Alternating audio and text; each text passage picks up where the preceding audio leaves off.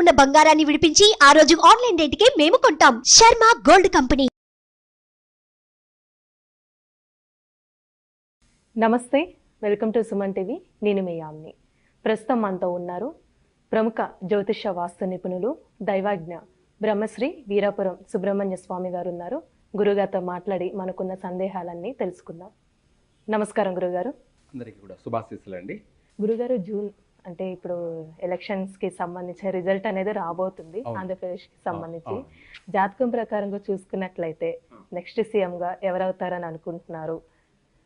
ఇంకోటి ఏంటంటే ఎవరు రాజు అవ్వబోతున్నారు ఇంకా సింహాసనానికి సంబంధించి? ఇది మంచి విషయమే. ఎందుకంటే రాజు ఆ రాష్ట్రానికి తండ్రి లాంటి వాడు.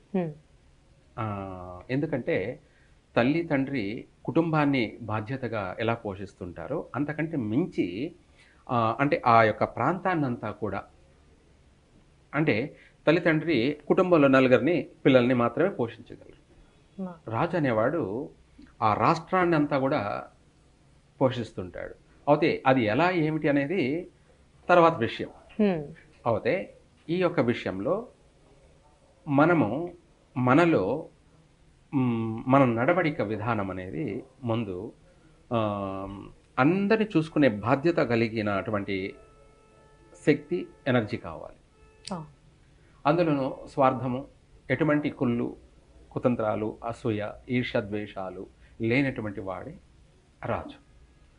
అయితే ఇందులో మొత్తం మీద ఓవరాల్గా ఇప్పుడు రాబోయేటువంటి ఈ 4వ తారీఖేమో రిజల్ట్ ఆంధ్రప్రదేశ్ మొత్తం వెయిటింగ్ చేస్తున్నారు. అవును, రాబోయేది.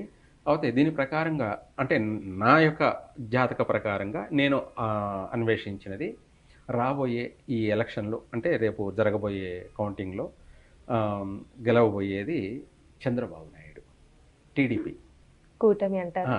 టీడీపీ చంద్రబాబు నాయుడే సీఎం అవుతాడు. అనగా అది జాతక ప్రకారం అంతవరకే. మనము వాళ్ళు ఎవరనేది మనకు సంబంధం లేదు. మనం జాతక రీత్యా ఆ పార్టీ ఎక్కువ ఛాన్స్ అయితే వాళ్ళకు ఉందంటారు జాతక ప్రకారంగా. వాస్తవంగా జరిగే తీరుతుంది. రేపు సింహాసనాన్ని అధిష్ఠించబోయేది టీడీపీని. జాతక రీత్యా అలాగే అన్ని విధాల, అంటే మనం అన్ని కోణాల్లో అన్ని విధాల చూసుకున్నట్టయితే టీడీపీ గెలుస్తుంది. సింహాసనాన్ని, సీఎం పీఠాన్ని మళ్ళీ టీడీపీని అధిరోహిస్తుంది. అంటే ఇప్పుడు జగన్ గారికి అంత అంటే జాతక ప్రకారంగా చూసుకున్నట్లయితే లేదంటారా? ఉన్నప్పటికీ ప్రతి సెకండ్ మందే కాదు కదా. అంటే కాలము ఎప్పుడు ఒకలా ఉండదు.